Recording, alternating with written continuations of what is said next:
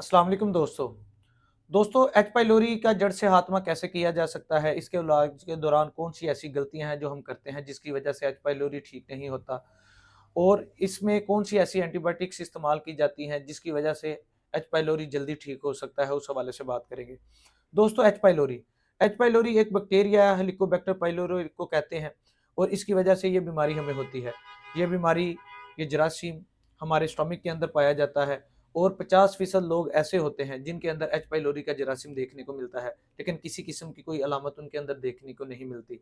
पाकिस्तान के अंदर इसकी रेशो ज़्यादा है क्योंकि यहाँ पे कंटेमिनेटेड वाटर और कंटेमिनेटेड फूड की वजह से इसकी रेशो बहुत ज़्यादा है। दोस्तों इसकी जो अलामात हैं वो 3 हिस्से में 3 स्टेजेस के अंदर मरीज़ के अंदर डेवलप करती हैं, और बाज़ दफ़ा हम ऐसी एंटीबायोटिक्स का इस्तेमाल कर रहे होते हैं जिसकी वजह से ये ठीक नहीं हो पाता। उस हवाले से इस वीडियो के अंदर आपको मुकम्मल आगाही देने की कोशिश करेंगे।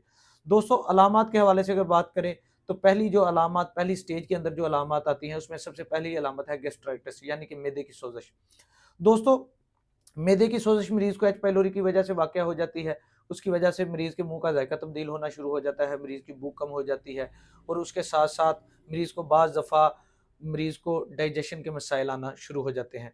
सेकंड स्टेज के अंदर मरीज को अब्डोमिनल पेन स्टार्ट हो जाती है। मरीज जो ही चंद बाइट खाने के लेता है तो उसके फिलफोर 15 मिनट बाद 10 मिनट के अंदर उसको पेट के अंदर दर्द शुरू हो जाती है, और शदीद किस्म की ये दर्द होती है। उसके अलावा मरीज़ का दिल ख़राब होना, मरीज़ को उल्टी होना, इस तरह की अलामत मरीज़ के अंदर डेवलप करना शुरू हो जाती हैं। दोस्तों तीसरी स्टेज के अंदर एच पाइलोरी यानी कि हेलिकोबैक्टर पाइलोरी जो होता है वो स्टमक के अंदर अल्सर की वजह बन जाता है, और बाज़ दफ़ा ये इतनी शिद्दत अख्तियार कर जाता है कि स्टमक का कैंसर भी वाक़या हो सकता है। दोस्तों एच पाइलोरी का जरासीम यानी कि हेलिकोबैक्टर पाइलोराई स्टमक की जो लाइनिंग होती है उसको बुरे तरीके से मुतासर करता है, जो स्टमक की अंदरूनी तय होती है उसको बुरे तरीके से मुतासर करता है, जिसकी वजह से स्टमक का अल्सर हो जाता है।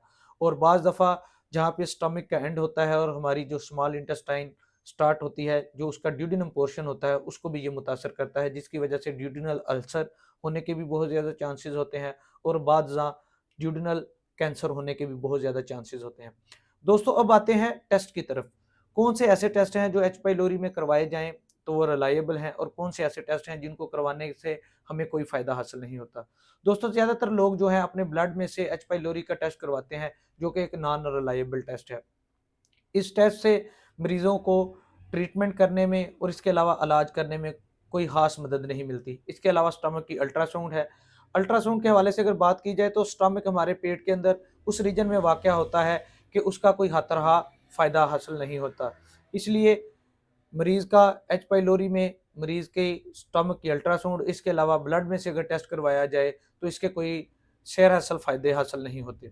दोस्तों इसके अलावा एच पाइलोरी के हवाले से मरीज़ों का ब्रीथिंग टेस्ट करवाया जाता है, और इसके अलावा स्टूल एंटीजन टेस्ट करवाया जाता है। ये दोनों रिलायबल टेस्ट हैं।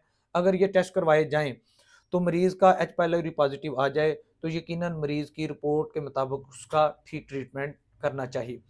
दोस्तों हमेशा याद रखा जाए टेस्ट करवाने से पहले कोई भी अगर आप एंटीबायोटिक्स का इस्तेमाल कर रहे हो, इसके अलावा कोई भी प्रोटॉन पंप इनहिबिटर यूज़ कर रहे हो, इसके अलावा एंटासिड अद्वियात का इस्तेमाल कर रहे हो, तो उनको कम से कम 14 दिन के लिए छोड़ दिया जाए। उसके बाद अगर टेस्ट करवाया जाए तो उनकी रिपोर्ट जो है सही तौर पर रिलायबल रिपोर्ट आती है, जिनकी बेस पे ट्रीटमेंट किया जा सकता है।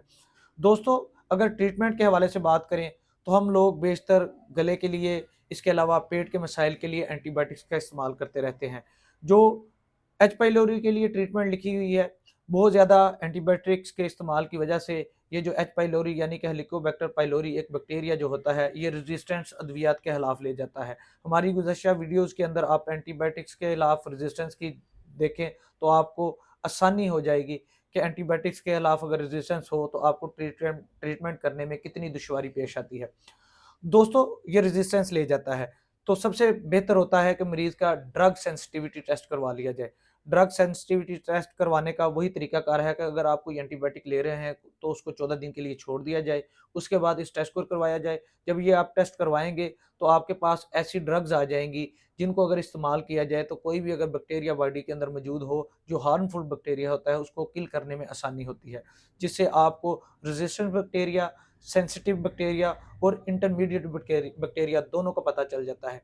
दोस्तों अगर काज़ेज़ की बात करें तो एच पाइलोरी की सबसे बड़ी काज़ कंटेमिनेटेड फूड और कंटेमिनेटेड वाटर है। दोस्तों, अगर इसको कुदरती तौर पे आप ख़त्म करना चाहते हैं तो आपको चाहिए कि कंटेमिनेटेड फूड, कंटेमिनेटेड वाटर, इससे बचा जाए, फ़िल्टर्ड वाटर इस्तेमाल किया जाए, अच्छी तरह कुक फूड्स इस्तेमाल की जाए और इसके अलावा होटलिंग, जंक फूड्स और इसके अलावा स्ट्रीट फूड वगैरह से परहेज़ किया जाए। दोस्तों, एच पाइलोरी की जो होम्योपैथिक के अंदर अद्वियात की बात करें तो नक्शवामिका, डायसेंट्रिको, एच पाइलोरी एक नसोड़ है, उसको इस्तेमाल किया जाता है। इसके अलावा एंटम क्रूड है, पल्साटिला है, ये ऐसी अद्वियात हैं जो बहुत अच्छे रिजल्ट देती हैं और एच पाइलोरी का जड़ से खात्मा कर देती हैं। दोस्तों, मैं उम्मीद करता हूँ आपको ये वीडियो पसंद आएगी। जो दोस्त मेरे चैनल पे नए हैं, चैनल को सब्सक्राइब कीजिए, बेल आइकन के बटन को प्रेस कीजिए ताकि हमारी आने वाली हर नई वीडियो आपको बर वक्त मौसूल हो सके। शुक्रिया।